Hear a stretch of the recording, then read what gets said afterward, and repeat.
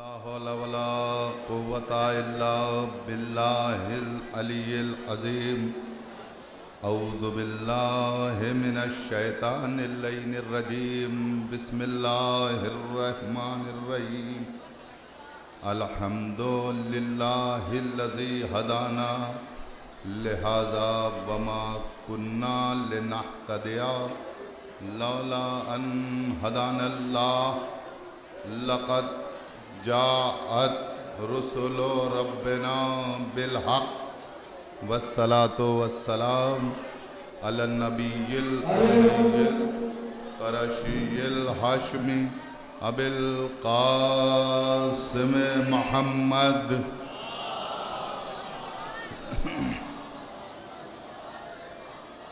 وعلى أهل بيته الطيبين الطاهرين المعصومين المنتجبين ولعنة الله على أعدائهم أجمعين أما بعد فقد قال الله تبارك وتعالى في كتابه المبين وأصدق القائلين بسم الله الرحمن الرحيم لقد خلقنا الإنسان في أحسن تقويم صلوات بھیجنے محمد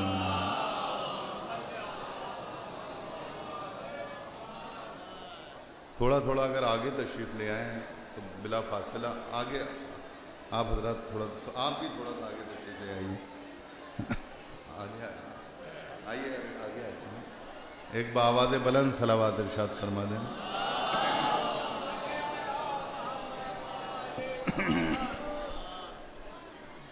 بزرگان ملت اور عزاداران سرکار سلطان کربلا کائنات ولایت کے سلطان السلاطین کی بارگاہ میں حاضری دینے کا شرف حاصل ہو رہا ہے تبرکاً چند جملے آپ کی سماعتوں کی نظر کروں گا کیونکہ وقت اتنا تنگ ہے اور 3-4 دن کی تھکی ہوئی سماعتیں ہیں چند گزارشات اور کچھ معروضات انتہائی اختصار کے ساتھ آپ کی سماعتوں کی نظر کر کے مصائب کے قریب آ جاؤں گا یہ اس شہنشاہ اور اس سلطان کی بارگاہ ہے کہ جس کی قبر جب نامعلوم تھی تو نجس جانور بھی اس کے حصار میں اور اس کے قریب نہیں پہنچتا تھا لیکن آج صورتحال کچھ اور ہے وہاں تو نجس جانور پہنچے یا نہ پہنچے لیکن یہاں نجس لوگوں کو ہم دیکھ رہے ہیں ذاکرین کو وقت ملے یا نہ ملے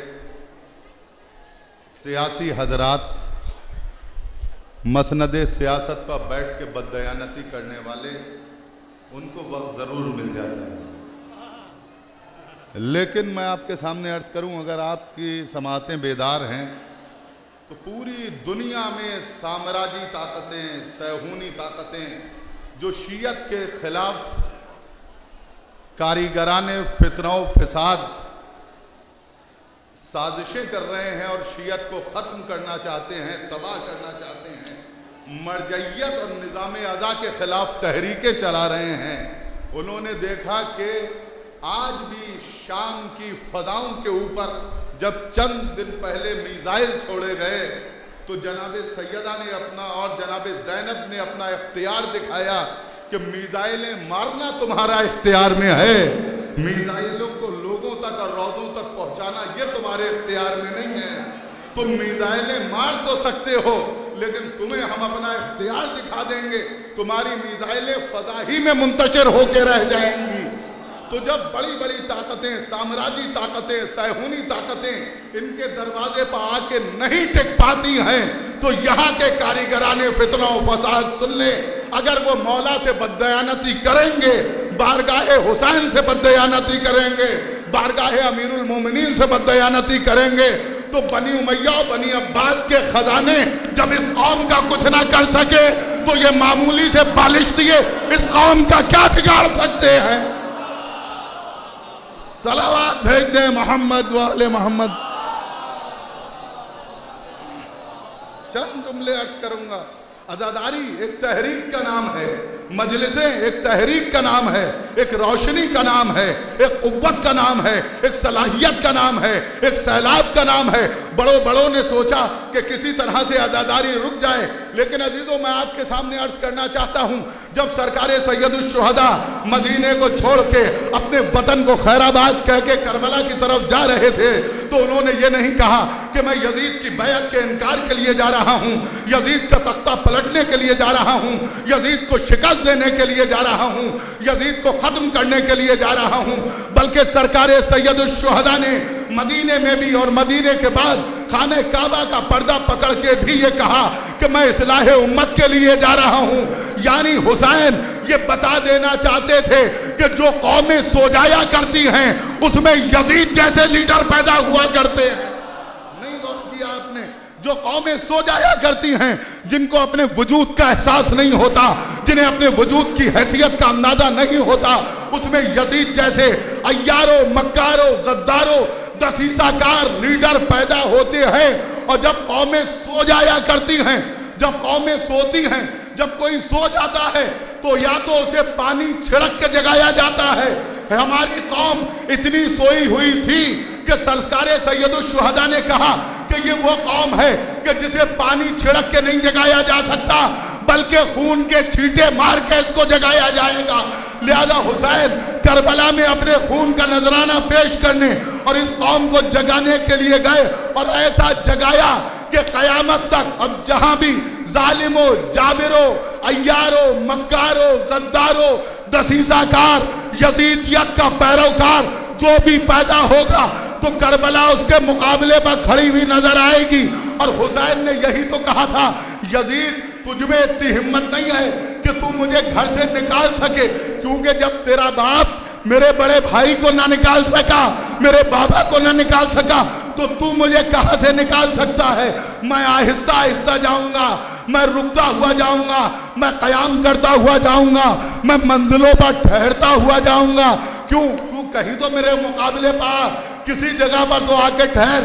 مجھے معلوم ہے یزید تو کہیں پر میرے مقابلے پر ٹھہر نہیں سکتا، کیونکہ مجھے یہ بھی پتا ہے تو اس باپ کا بیٹا ہے جو کسی میدان میں رکا نہیں، میں اس باپ کا بیٹا ہوں جو کسی میدان سے بھاگا نہیں۔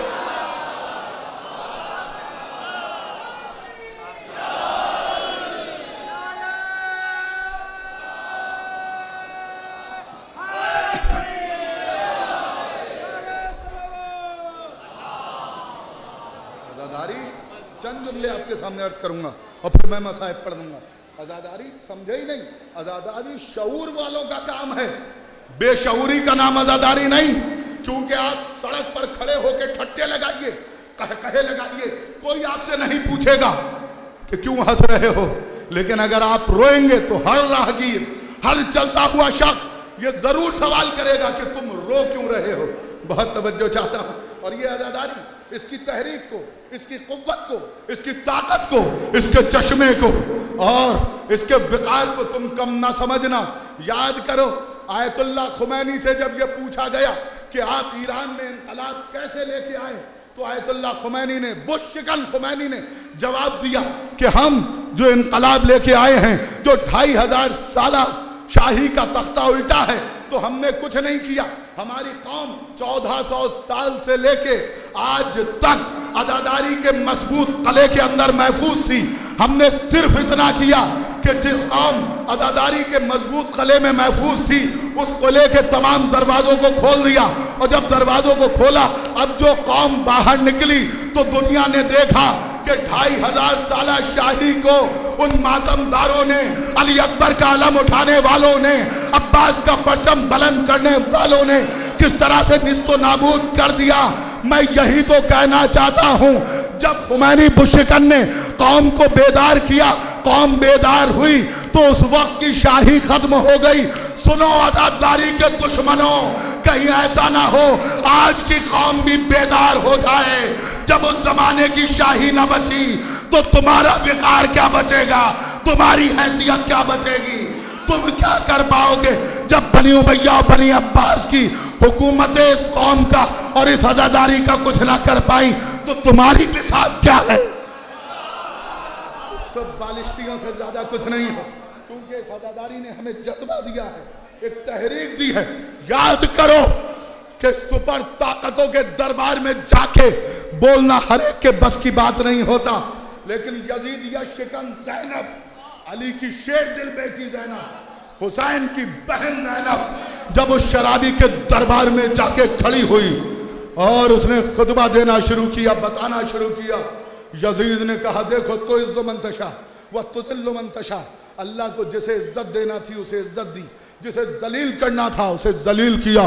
تو ایک مرتبہ حسین کی بہن علی کی شیر دل بیٹی گویا ہوئی، اے یزید تھوڑی دیر ٹھہر، ابھی ایک آواز اور گونجے گی، تجھے معلوم نہیں جب گلدستہ اذان پر مؤذن جائے گا تو وہ اشہد ان محمد الرسول اللہ کہے گا. اے یزید اگر تو اذان سے میرے نانا کے نام کو نکالنے میں کامیاب ہو گیا تب تو جیتا، اور اگر اذان میں آج بھی میرے نانا کا نام لیا جا رہا ہے تو حسین جیتا، زینب جیتی، کربلا جیتی، حسینیت جیتی.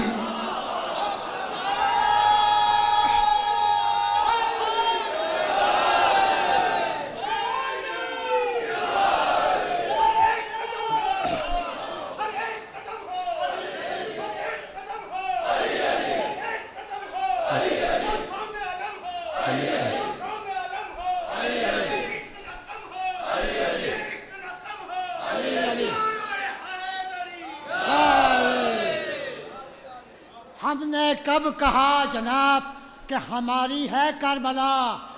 حق بات تم کہو تمہاری ہے کربلا. جس نے نبی کے سینے میں اتاری ہیں آیتیں اس نے ہمارے سینے میں بنائی ہے کربلا. جس نے ہمارے سینے میں بنائی ہے کربلا.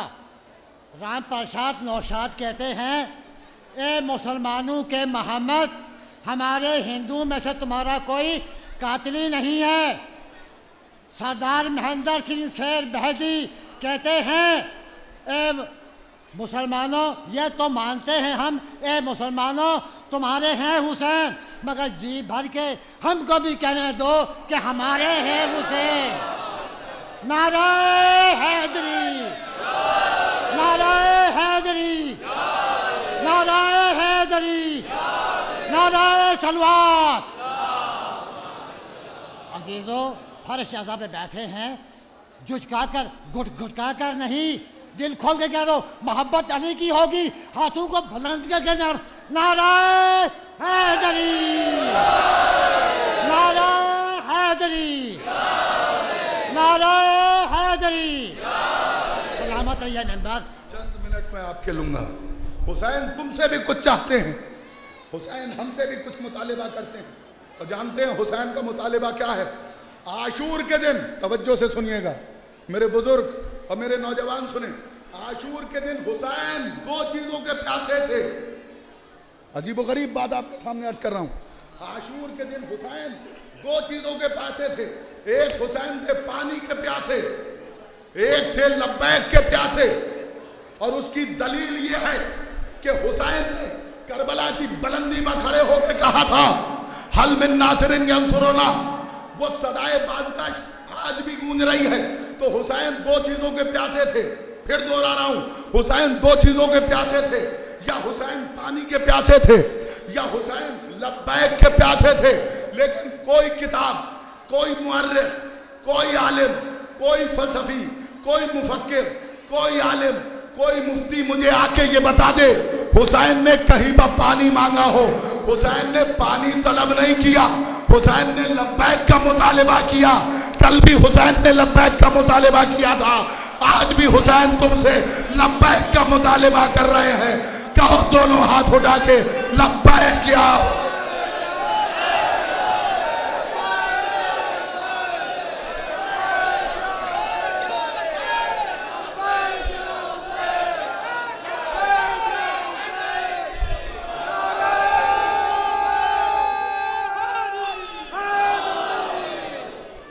آپ کو کس طرح سے عرض کروں؟ جو قومیں متحد نہیں ہوتی ہیں، جن قوموں میں میزان نہیں پایا جاتا، جن قوموں میں تہذیب نہیں پائی جاتی، جن قوموں میں تحریک نہیں پائی جاتی، وہ قومیں تباہ ہو جاتی ہیں، برباد ہو جایا کرتی ہیں۔ اور ظالم کے خلاف جتنی ہی دیر سے کھڑے ہوگے اتنی ہی زیادہ قربانیاں دینا پڑیں گی۔ میں کس طرح سے آپ کے سامنے عرض کروں، کلیجہ نکال کے کر دوں۔ آج دو چیزوں کا زمانہ دشمن ہے، یا عزاداری کا یا مرجعیت کا۔ کیوں؟ کیونکہ معلوم ہے زمانے کو یہ عزاداری اور مرجعیت دو چیزیں ایسی ہیں جو شیعت کا تحفظ کیے ہوئے ہیں، جو شیعت کو بچائے ہوئے ہیں۔ بتاؤں کل کا ایران، نظر ڈالو اس پر، جب شاہ ایران نے آیت اللہ خمینی کے خلاف قتل کا حکم جاری کیا تو عراق میں نجف اشرف میں بیٹھے ہوئے مرجع وقت آیت اللہ محسن الحکیم نے شاہ ایران کو للکارا، اے شاہ ایران، اگر تو نے اپنے حکم کو واپس نہ لیا تو میں اپنی قوم کو جہاد کا حکم دے دوں گا۔ بات توجہ چاہتا ہوں، اگر تو نے اپنے حکم کو واپس نہیں لیا تو میں جہاد کا حکم دے دوں گا۔ شاہ ایران کو اپنا حکم واپس لینا پڑا، انقلاب آیا۔ خمینی پشکن سے پوچھا کہ یہ بتاؤ انقلاب کیسے لائے؟ کہا عزاداری کے ذریعے سے۔ دوسرا سوال کیا گیا، ایک طرف روس ہے، دوسری طرف امریکہ ہے، ایک طرف ایک سپر طاقت، دوسری طرف دوسری سپر طاقت، نہ تمہارا اس سے کوئی تعلق، نہ تمہارا اس سے کوئی تعلق، تو اس کمزور نظر آنے والے مضبوط ترین فقیہ نے اس پریس رپورٹر کی آنکھوں میں آنکھیں ڈال کے کہا، اے فرانس کے پریس رپورٹر سن، جس کا تعلق سپیریئر سے ہوتا ہے وہ سپر طاقتوں کی پرواہ نہیں کرتے۔ ابھی غور نہیں کیا آپ، جس کا تعلق۔ اور اس کے بعد جب انقلاب آ گیا، جو میں جہاں تک آپ کے ذہنوں کو لانا چاہتا تھا وہیں تک لے آیا، جب انقلاب ایران رونما ہو گیا تو آپ کو یاد ہوگا، جو بزرگ ہیں انہیں اچھی طرح سے یاد ہوگا کہ ایک بڑی طاقت نے 4 جنگی جہاز بھیجے۔ کاہے کے لیے؟ کہ ایران کی جو قیادت ہے اس کو ختم کر دو، ہم بڑی طاقت ہیں، ہم جو چاہیں کریں، ہمارا کوئی بال بیکا کرنے والا نہیں ہے۔ ادھر سے جہاز چلے، ادھر سے دعائیں چلی، ادھر سے جہاز اڑے، ادھر سے دعائیں مشلول، دعائیں جوشن کبیر۔ خمینی مطمئن، خمینی کے چاہنے والے مطمئن، اسکرین پر بیٹھا ہوا سپر طاقت کا، ہائے ہائے، اپنے وقت کا یزید بے چین تھا۔ پائلٹ نے کہا کہ ہمیں کتنے نیچے جانا ہے، کنٹرول نے کچھ بتایا، پائلٹ نے کچھ دیکھا، نتیجہ یہ ہوا کہ جہاز آپس میں ٹکرائے۔ جملہ کہہ دوں، جملہ کہوں گا، میرے نوجوان خاموش نہیں بیٹھ پائیں گے۔ جہاز آپس میں ٹکرائے اور جہازوں نے، سپر طاقت کے جہازوں نے آپس میں ٹکرا کے بتا دیا کہ کنٹرول کے اوپر سائنٹسٹ کا کنٹرول ہے، لیکن فضاؤں کے اوپر علی کے چاہنے والا۔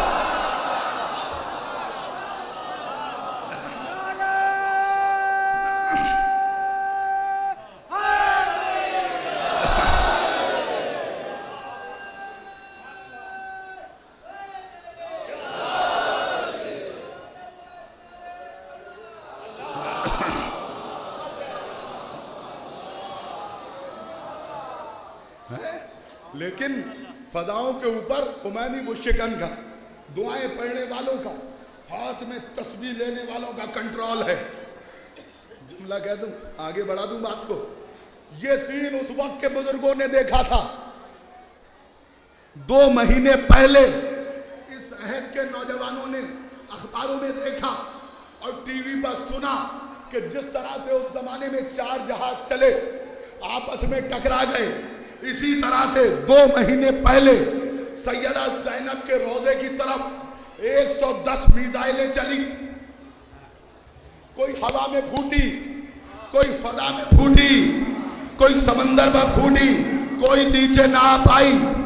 اس وقت جہازوں نے پھوٹ کے بتایا کہ ایران کی فضاؤں پر علی کے چاہنے والوں کا کنٹرول ہے.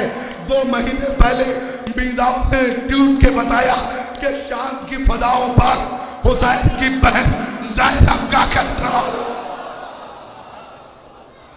زینب کا کنٹرول ہے. اور یہ جذبہ، یہ تحریک جو آج یہاں تک آئی ہے، لہذا طاقتور لوگوں کو، نظام سنبھالنے والوں کو تاریخ سے سبق حاصل کرنا چاہیے. حکومت کسی کی نہیں رہتی ہے، نظام کسی کا نہیں رہتا. اگر صحیح چلو گے تو حکومت رہے گی، صحیح نہیں چلو گے تو نظام ختم ہو جائے گا، حکومت ختم ہو جائے گی، بکھر جائے گی، تمہارا وجود نہیں رہے گا. یہ جذبہ بتاؤں کہاں سے آیا؟ یہ جذبہ علی کے چاہنے والوں کو علی سے ملا ہے، سیدہ زینب سے ملا ہے. یاد کیجئے، دوسرے انداز کی مجلس آج سن لیجئے، مدینے کا وہ ماحول، وہ وقت، وہ لمحات اور وہ حالات یاد کیجئے کہ جب جناب زہرا ایک ایک دروازے پر جا کے کہہ رہی تھی انی فاطمہ، انی فاطمہ، انی فاطمہ، میں فاطمہ ہوں مجھے پہچانو، میں فاطمہ ہوں مجھے پہچانو، میں فاطمہ ہوں مجھے پہچانو. تحریک چل رہی ہے، خمینی تک آئی، سید نصر اللہ تک آئی، جوگی پورے تک آئی، لبنان تک آئی. اور جب یہ تحریک اس منزل پر پہنچ جائے گی جب فاطمہ کا بیٹا خانہ کعبہ کی پردے کو پکڑ کے کہے گا انا المہدی. کل فاطمہ نے کہا تھا انی فاطمہ، آج ان کا بیٹا کہے گا انا المہدی، میں مہدی ہوں. لہذا یہ عزاداری یہ کیا ہے؟ یہ سب بتاؤں کہہ دوں جو ہم انتظار کر رہے ہیں، یہ چھاونیاں ہیں امام زمانہ کی، اور اس میں امام زمانہ کے فوجی تیار ہوتے ہیں. یہ عزاداری ہے، یہ عزاداری کے لیے ہے، عبادت کے لیے ہے، یہ سیاسی دنگل بنانے کے لیے نہیں ہے. اور ایک جملہ اور کہہ دوں، کسی شاعر نے کہا تھا، غالباً نذیر باقری نے، کہ غم حسین میں شامل نہ کر سیاست تو. سنو گے، خاموشی سے سنو گے. اگر بیدار قوم ہو تو خاموشی سے نہیں سن سکتے. غم حسین میں شامل نہ کر سیاست تو، 1000 بار کہا ہے مزید کہہ دیں گے. نہیں نہیں، غم حسین میں شامل نہ کر سیاست تو، 1000 بار کہا ہے مزید کہہ دیں گے. کسی ہوا نے الٹ دی اگر نقاب تیری تو تجھ کو دیکھنے والے یزید کہہ دیں. صلوات بھیجیں محمد. بس اس سے زیادہ میں آپ کو زحمت نہیں دے سکتا، لیکن یہ جذبہ قوم کو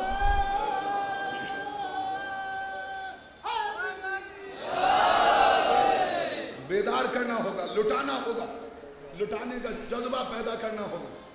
کہوں آپ کے سامنے جملہ، ہمارے ہاں 13 رجب، 3 شعبان، 22 رجب، یہ تمام تاریخیں ہیں، ہمیں لٹانے کا درس دیتی ہیں. بہت توجہ چاہتا ہوں.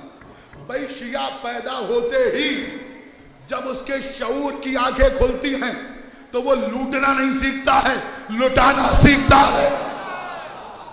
آپ نکل کے چلے جائیے اس بارگاہ سے، کہیں پر سبیل لگی ہوگی، کہیں دیگ ہوتی ہوگی، کہیں روٹیاں تقسیم ہوتی ہوں گی، بڑے بڑے لوگ لنگر تقسیم کر رہے ہیں، سبیلوں پر کھڑے ہوئے ہیں، بانٹ رہے ہیں، لٹا رہے ہیں. بھئی یہ لٹایا کیوں جاتا ہے؟ بھئی ہم لٹا لٹا کے دنیا کو یہ بتاتے ہیں کہ یہ لٹانے والی قوم ہے، لوٹنے والی قوم ہے.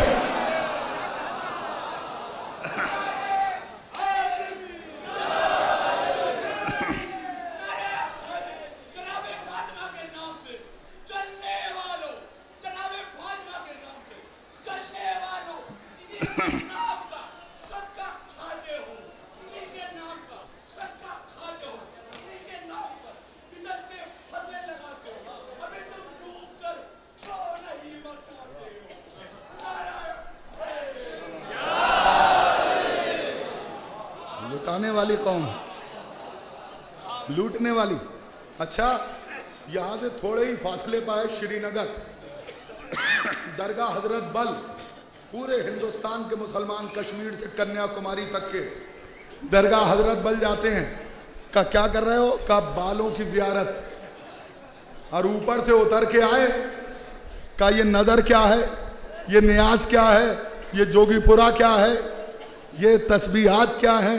یہ تبرکات کیا ہیں؟ یہ منبر کیا ہے؟ بہت توجہ چاہتا ہوں. آپ اس دھوئیں کی پرواہ نہ کیجئے. جب حسینیوں نے نمرود کی آگ کی پرواہ نہ کی تو اس دھوئیں کی کیا حیثیت ہے؟ وہاں سے اتر کے آتے ہیں کہ صاحب یہ 13 رجب، 3 شعبان، محرم، تعزیہ، یہ تابوت، یہ جوگی پورا، یہ مجلسیں، یہ سبیلیں، یہ سب کیا ہیں؟ تو ہمارے نوجوان کیا کہتے ہیں کہ تم انہیں نہیں سمجھ سکتے، تم بالوں کی زیارت کر کے آئے ہو. ان تمام چیزوں کو آل والے جانتے ہیں، بال والے نہیں جانتے. آل والے بن کے دیکھو، تمہیں بھی محسوس ہونے لگے گا کہ یہ چیزیں کیا ہیں. تو عزیزوں، میرے کہنے کا مقصد یہ ہے میرے عزاداروں، میرے نوجوانوں، کہ تم حسینی بنو. عزاداری کو ایک تعمیری عزاداری میں بدل دو. دنیا کو بتاؤ کہ حسین کے چاہنے والے اور حسین کے ماننے والے کیسے ہوتے ہیں، جو کسی باطل طاقت کے آگے نہ جھکتے ہیں، نہ ڈرتے ہیں، نہ گھبراتے ہیں. بہت توجہ. یاد دلاؤں وہ منظر، بآخری منظر، چند لمحے. جنگ صفین یاد ہے کہ جنگ صفین میں ایک مرتبہ جب کئی دن گھماسان کا رن، گھماسان کی لڑائی ہوتی رہی، علی اپنے سپاہیوں کو لڑکے دیکھتے ہوئے شاباشی دیتے رہے، تو اچانک فوج کے کچھ کیپٹن اور کمانڈر جمع ہوئے، اور جمع ہونے کے بعد کہا اے اقلیم شجاعت کے شہنشاہ، ہم چاہتے ہیں کہ 2 دن کے لیے جنگ بند کر دی جائے. کہا کیوں؟ کہا ہمارے بہت سے فوجی، بہت سے سپاہی زخمی ہو چکے ہیں، ہم ان کی مرہم پٹی کر لیں. علی نے سنا. سننے کے بعد گھوڑے پر سوار ہوئے، گھوڑے کو کعبہ دیا، گھوڑے کو کعبہ دیکھے، گھوڑے کو دوڑاتے ہوئے ایک بلندی پر لے کے آئے، اور بلندی پر لانے کے بعد اپنے سپاہیوں کو خطاب کیا. اور خطاب کرتے کرتے میرے مولا نے ایک مرتبہ ان سے کہا کہ سنو، گھماسان کا رن ہے، دشمن عیار و مکار ہے، جنگ ہو رہی ہے، تم کہہ رہے ہو کہ جنگ بند کر دو، اس لیے کہ ہمیں اپنے سپاہیوں کی مرہم پٹی کرنا ہے.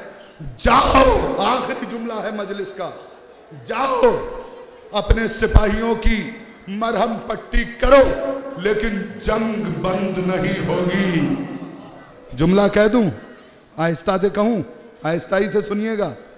لیکن جنگ بند نہیں ہوگی، کیونکہ آج کی جنگ تم سب مل کے نہیں لڑو گے. آج کی جنگ اکیلا میرا بیٹا عباس لڑے گا.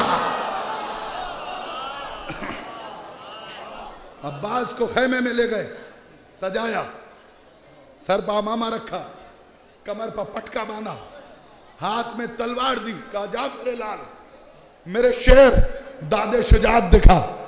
عباس ایک مرتبہ گھوڑے پر سوار ہو کے چلے، بابا سے دعائیں لیں، بلائیں لیں، آگے بڑھے. اور آگے بڑھنے کے بعد جو زمانے میں لڑنے کا طریقہ تھا، یا کہ مبارز طلبی کی جاتی تھی، یعنی اگر کوئی ایک لڑنے کے لیے جاتا تھا تو کہتا تھا جو تمہاری فوج کا بہادر ترین سپاہی ہے وہ قریب آ جائے، اور اس سے اکیلے پکیلے جنگ ہوا کرتی تھی. دوسرا طریقہ یہ تھا کہ ڈائریکٹ حملہ کیا جاتا تھا. حملے کا طریقہ یہ ہوتا تھا، یہ میمنہ، یہ میسرہ، یہ قلب لشکر. سپاہی جب بہادر لڑنے کے لیے جاتا تھا تو پہلے ایک حصے کو کور کرتا تھا. میمنہ پر حملہ کیا، میسرہ کو سنبھالا، قلب کی طرف دیکھا، ایک سائٹ سے مارتا ہوا لایا. لیکن عباس کے لڑنے کا انداز کچھ اور نکلا. اب جو عباس کو نقاب پہنا کے علی نے میدان میں بھیجا تو عباس نے نہ میمنہ کو دیکھا نہ میسرہ کو دیکھا.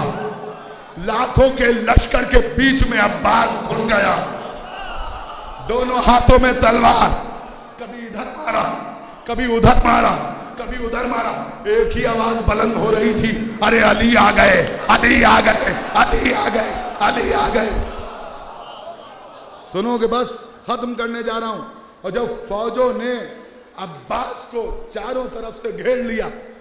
میرے مولا اقلیم شجاعت کے شہنشاہ بلندی پر کھڑے ہو کے عباس کو مرحبا بیٹا، مرحبا بیٹا، شاباش بیٹا داد شجاعت دے رہے تھے. اچانک علی نے دیکھا کہ لاکھوں کی فوج نے عباس کو گھیر لیا ہے. عباس دونوں ہاتھوں سے تلوار چلا رہے ہیں. اپنے چہرے کے اوپر نقاب ڈالی اور نقاب ڈالنے کے بعد اپنے ہاتھ میں ذوالفقار کو نکالا، گھوڑے کو دوڑایا، کعبہ دیا. عباس کے گھوڑے کے قریب آئے، عباس کے گھوڑے کی پشت سے اپنے گھوڑے کو لگایا. عباس کی طرف دیکھ کے جملہ کہا، میرے لال عباس دائنا تو سنبھال، بائنا میں سنبھال.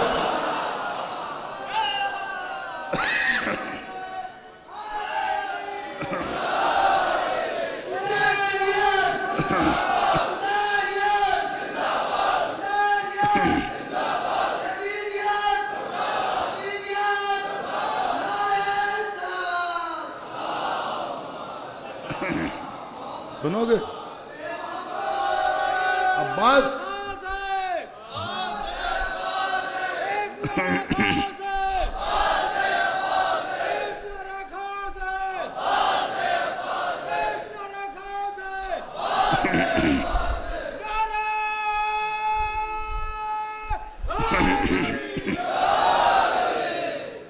سنو گے کہ عباس میں منع تو سنبھال، میں سارا میں سنبھالتا ہوں. اب جو علی نے اور عباس نے دونوں نے مل کے حملہ کیا، باپ بیٹے کی تلوار بجلی کی طرح کوندی تو فوجوں میں کوہرام برپا ہو گیا. ارے ابھی تو ایک ہی علی تھے، یہ دو علی کہاں سے آ گئے؟ یہ دوسرا علی کہاں سے آ گیا؟ یہ دوسرا علی ہمیں معاف کر دو، علی امان دے دو. ایک مرتبہ میرے مولا آگے بڑھے. آگے بڑھنے کے بعد عباس کے چہرے سے نقاب کو ہٹایا اور ہٹانے کے بعد ایک جملہ کہا، سنو یہ علی نہیں، علی کا سب سے بہادر بیٹا عباس ہے. ھذا قمر بنی ہاشم، ھذا قمر بنی ہاشم. تو عباس کو کربلا کے لیے پالا تھا. میں یہاں تک لے کے اس وجہ سے آیا ہوں، میرے پاس وقت نہیں ہے جو تفصیل میں جاؤں، لیکن عباس نے تلوار کے جوہر مختصر سے صفین کے میدان میں دکھائے ہیں، ہمیشہ اطاعت گزاری کے جوہر دکھائے ہیں. اے میری قوم کے نوجوانوں، اس منبر کا اور اس مجلس کا اور اس عزاداری کا پیغام یہی ہے کہ تم صرف امام کے وفادار بننا، مولا کے وفادار بننا، مولوی کے وفادار نہ بننا. اور ایک بات اور کہوں، ہر بستی میں ہمارے یہاں خلف شاہ عجیب و غریب کیفیت. آغائے بہجت بہت بڑے عارف تھے ہماری قوم کے، چہرہ دیکھ کے بتا دیتے تھے کیا کمیاں ہیں. ابھی 3 سال پہلے ان کا انتقال ہوا ہے، وفات ہوئی ہے. آغائے بہجت ایک جملہ کہتے تھے، میں آہستہ سے کہہ دوں. آغائے بہجت قوم کے نوجوانوں سے خطاب کرتے ہوئے انہوں نے فرمایا تھا، اے میری قوم کے نوجوانوں، حسینی بننا، انجمنی نہ بننا.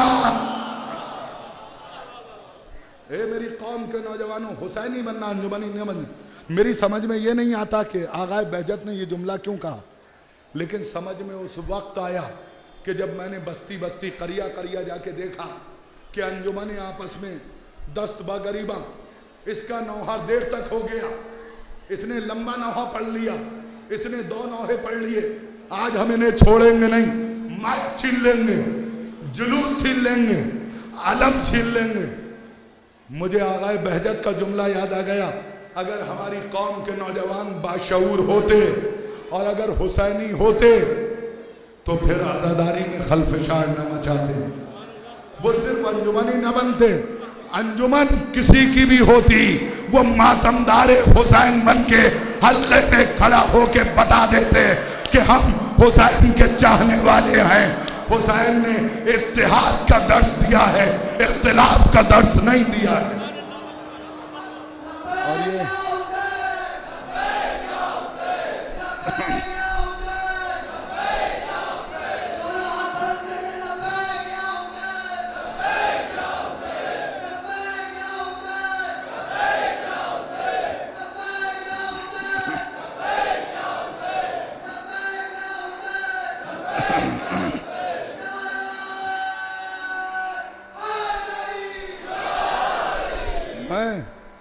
میں اتنا بھی نہیں پڑھنا چاہتا تھا، لیکن میں نے وقت کی نزاکت کو محسوس کیا تو یہ جملے آپ کے سامنے عرض کر دیے۔ لیکن جب بات یہاں تک آ گئی ہے تو 2 منٹ مصائب کے لوں گا، اس کے پہلے ایک چھوٹا سا واقعہ ضرور سناؤں گا۔ آپ نے زبیر کا نام سنا ہوگا۔ زبیر جانتے ہیں کتنا بڑا چاہنے والا تھا مولا کا۔ رسول اللہ بیٹھے ہیں، علی بیٹھے ہیں اور زبیر مسجد نبوی میں بیٹھا ہے۔ زبیر سے پوچھا رسول نے، زبیر تم علی کو کتنا چاہتے ہو؟ بہت بڑا تاجر تھا۔ زبیر نے کہا یا رسول اللہ، علی کو میں اتنا چاہتا ہوں کہ میں اپنا سرمایہ اور اپنا خاندان اور اپنی اولاد سب کچھ علی کے قدموں پر نچھاور کر سکتا ہوں۔ تو اس وقت رسول نے ایک جملہ کہا تھا، زبیر ایک وقت ایسا ہوگا کہ تو علی کے سامنے تلوار لے کے کھڑا ہوگا۔ بات کو میں نے ختم کر دیا، سمجھنا آپ کا کام ہے۔ جنگ جمل آ گئی، زبیر تلوار لے کے علی کے سامنے کھڑا۔ علی نے گھوڑے کو نکالا، بیٹھے، زبیر کے سامنے آئے جو لڑنے کے لیے آیا تھا۔ کہا زبیر تجھے مسجد نبوی کا علی کا وہ واقعہ یاد ہے؟ میرا واقعہ یاد ہے کہ جب رسول نے تجھ سے میرے بارے میں پوچھا تھا تو تو نے کہا تھا میں اپنا سب کچھ لٹا سکتا ہوں۔ زبیر نے سر کو جھکایا اور جھکانے کے بعد تلوار کو رکھا اور چلا گیا۔ اب میں آپ سے ایک سوال کرنا چاہتا ہوں مجلس کے آخر میں، مصائب سے پہلے مجھے یہ بتائیے کیا زبیر کا یہ عمل کافی تھا؟ تلوار کو رکھا اور چلا گیا، کیا اتنے پر کافی ہے؟ اس کی نجات ہو جائے گی، شفاعت ہو جائے گی؟ وہ جا کے خیمے میں بیٹھ گیا؟ نہیں، اگر امام وقت کے اوپر وقت پڑا ہے اور وہ علی کا چاہنے والا ہے تو ان کی آواز پر لبیک کہتے ہوئے ان کے شانہ بشانہ میدان میں اترنا اس پر واجب ہو جایا کرتا ہے۔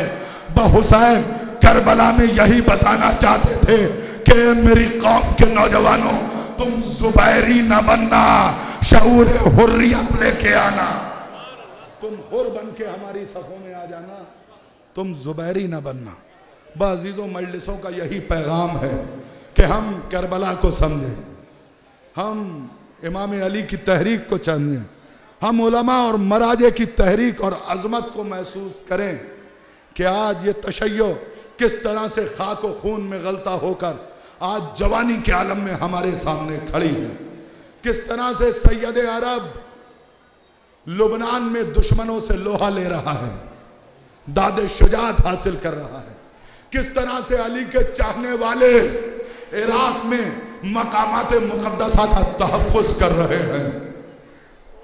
بس ختم کر دیا میں نے، لیکن میں 4-5 سال پہلے جب کربلا معلّہ گیا تو اس وقت داعشیوں نے، ظالموں نے، یزیدیوں نے سیدہ زینب کے روضے کو اپنے حصار میں لیا تھا۔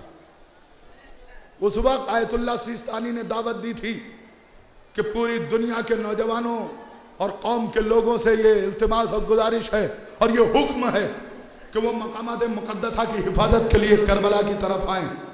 یہ وہ دور تھا جب آیت اللہ سیستانی نے عراق کو بچایا تھا۔ اس وقت کچھ نوجوان کربلا معلّہ میں جمع ہوئے، کویت کے، عراق کے، دوسرے ممالک کے۔ جناب عباس کے روضے کے اوپر سرخ پرچم دیکھا ہے، اس پرچم کو اتروایا، اس کی جگہ دوسرا پرچم آویزہ کیا، اس کو سمیٹ کے چوما، بکسے میں رکھا، اور بکسے میں رکھنے کے بعد وہ قافلہ لے کے سیریا چلے گئے، اور سیریا جانے کے بعد جناب زینب کے روضے کے گنبد کے اوپر غازی کے گنبد کا وہ پرچم آویزہ کیا، اور آویزہ کرنے کے بعد ان تمام نوجوانوں نے شہزادی زینب کے روضے کو حصار میں لے کے ایک جملہ کہا، اے حسین کی بہن زینب، اے علی کی شیر دل بیٹی زینب، کل تجھے اس امت نے کربلا، کوفے اور شام میں تنہا چھوڑ دیا تھا، آج ہم تیرے روضے کو تنہا نہ چھوڑیں گے، تیرے روضے کی حفاظت ہم سب عباس بن کے کریں گے۔ اور ایک جملہ کہا، غازی تو جانے اور تیری شہزادی کا روضہ جانے۔ تمہیں عباس کی وفاؤں کا واسطہ، علمدار کربلا کی غیرت کا واسطہ کہ عزاداری کے شعور کو محسوس کرو، عزاداری کو سمجھو کہ عزاداری ہم سے چاہتی کیا ہے۔ बाजिद व गाजी अब्बास, اے میرے مولا آپ کی بارگاہ میں آپ کے بیٹے کے مصائب کے چند جملے پڑھنا چاہتا ہوں،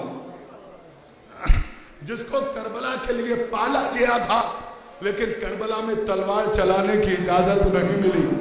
علی چاہتے تھے کہ دنیا جس عباس کو سب سے بڑا بہادر سمجھتی ہے اس عباس کو دیکھے کہ وہ کردار کا اور اطاعت گزاری کا کتنا بڑا دھنی ہے۔ اور اس کے بعد جملہ کہوں کہ کربلا سے لے کے اسیروں نے جب بھی کوئی وقت پڑا ہے تو کسی اور کو یاد نہیں کیا بلکہ عباس کو یاد کیا۔ آپ مصائب سنتے رہے، سرکار سید الشہداء کے بھی مصائب سنے، ایک منظر اور زحمت تمام کر دوں گا۔ حسین کربلا کے میدان سے زمین پہ آ گئے۔ زمین کربلا حسین کے جسم کے خون کا ایک ایک قطرہ پی چکی۔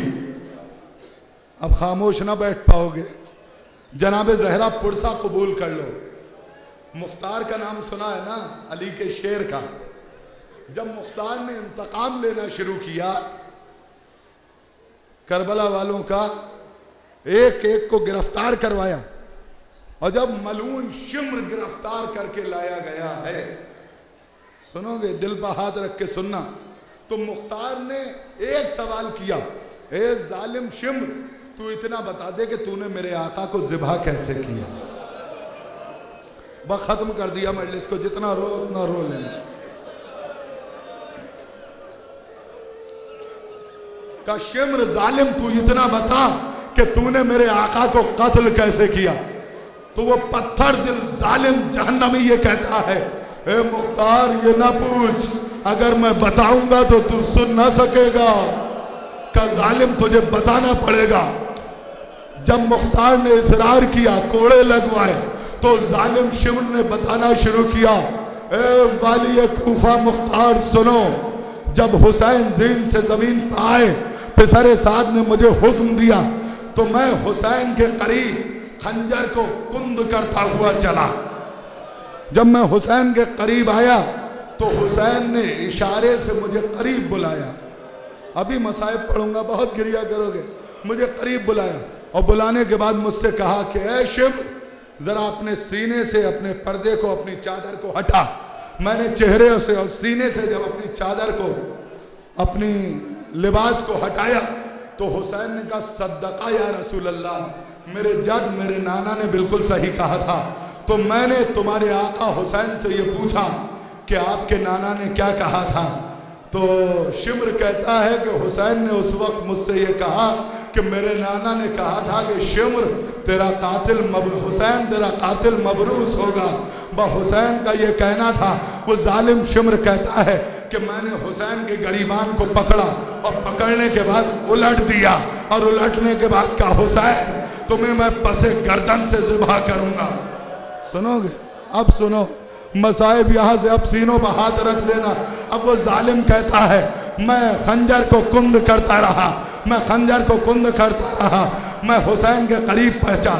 میں نے جب حسین کو ذبح کرنا چاہا تو کالا کفن پہنے ہوئے ایک بی بی حسین کی گردن پر اپنی گردن کو رکھ دیتی تھی اور یہ کہتی تھی اے ظالم شمر اتنا بتا دے میرے بچے نے تیرا کیا بگاڑا، میرے حسین نے تیرا کیا بگاڑا ہے۔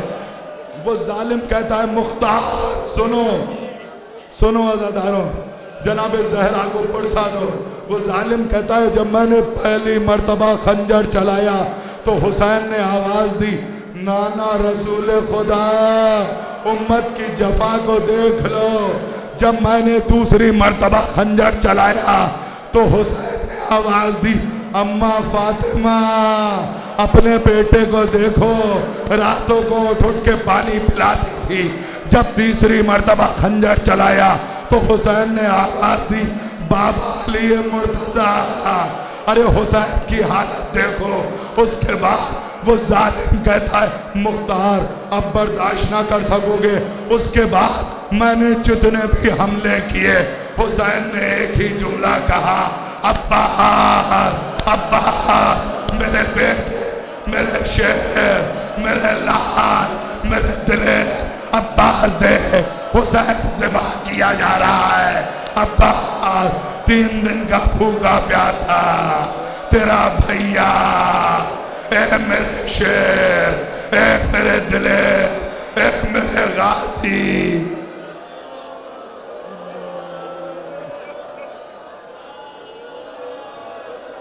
وَإِنَّا إِلَيْهِ رَاجِعُونَ رِضًا بِقَضَائِهِ وَتَسْلِيمًا لِأَمْرِهِ۔ حضرات، آپ حضرات سے گزارش و التماس ہے کہ دعا کریں بارگاہ پروردگار میں، پروردگار ہماری تمام دلی حاجات پوری ہوں۔ جو اس سلطان ولایت کی بارگاہ میں تشریف لائے ہیں، حاضر ہوئے ہیں، جن لوگوں نے حاضری دی ہے، ان سب کی نیک اور دلی تمنائیں پوری ہوں۔ جو مرادیں لے کے یہاں آئے ہیں وہ جھولیاں بھر کے واپس لے جائیں۔ دعاؤں کی ایک دعا یہ کہ ہمیں اس وقت تک اس دنیا سے نہ اٹھانا جب تک کہ پردہ غیب میں بیٹھا ہوا منتقم خون حسین ہم سے راضی نہ ہو جائے، اور جب وہ آئے تو ہمیں آوان میں شریک فرمانا۔ ایک التماس و گزارش ہے، ایک مرتبہ سورہ ہم اور 3 مرتبہ سورہ توحید کی تلاوت فرما کر جملہ شہدائے ملت جعفریہ، بالخصوص شہید نمر، تمام وہ علماء جو راہ حق میں شہید ہوئے ہیں، اپنے اپنے والدین شمس ذاکرین مولانا شمس الحسن صاحب قبلہ، خطیب اکبر مولانا محمد اطہر صاحب قبلہ اور مولانا سرکار مہدی صاحب قبلہ مرحوم کے علاوہ میرے والد بزرگوار جناب عاقل حسین صاحب مرحوم اور اسمہ خاتون کی ارواح کو ایصال فرمائیں۔